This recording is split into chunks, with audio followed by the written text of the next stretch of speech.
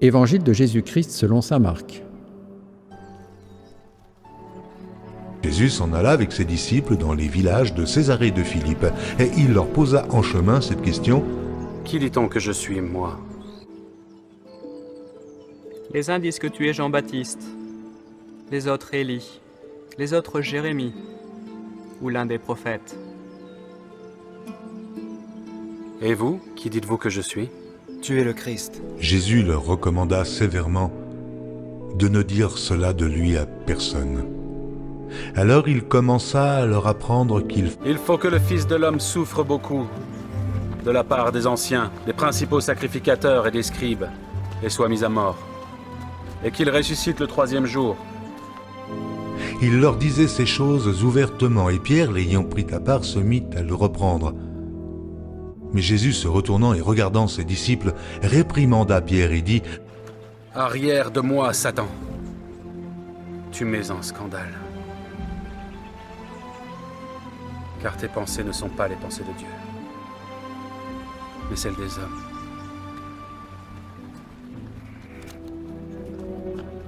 Si quelqu'un veut venir après moi, qu'il renonce à lui-même, qu'il se charge de sa croix et qu'il me suive. Car celui qui voudra sauver sa vie la perdra. Mais celui qui la perdra à cause de moi la trouvera. » Acclamons la parole de Dieu.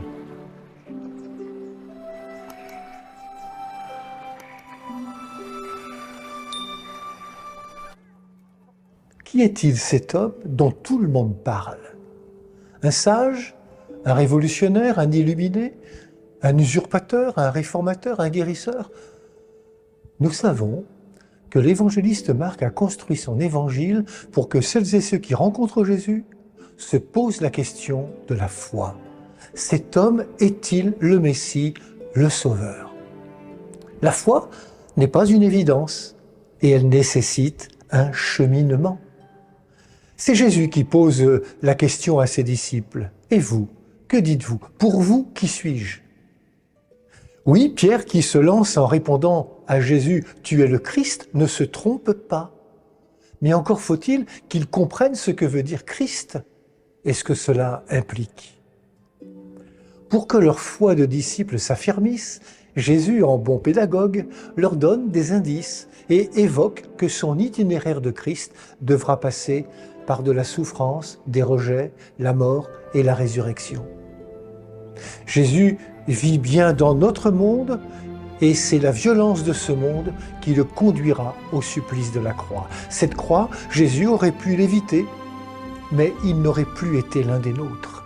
Or, Jésus a fait le choix de s'incarner dans notre monde et notre monde comme il est. C'est ce monde qu'il est venu sauver de toute forme de mort. Oui, Pierre a raison de dire que Jésus est Christ, mais ce qu'il n'a pas encore compris, c'est qu'il sera Christ crucifié. C'est ce qui explique les reproches que Pierre adresse alors à Jésus.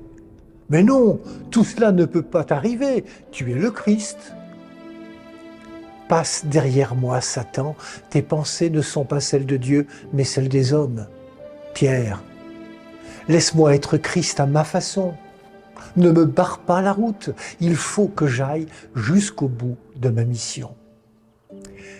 Les voies de Dieu sont différentes des nôtres, comme dans Isaïe. Écoutons. Mes pensées ne sont pas vos pensées, et vos chemins ne sont pas mes chemins.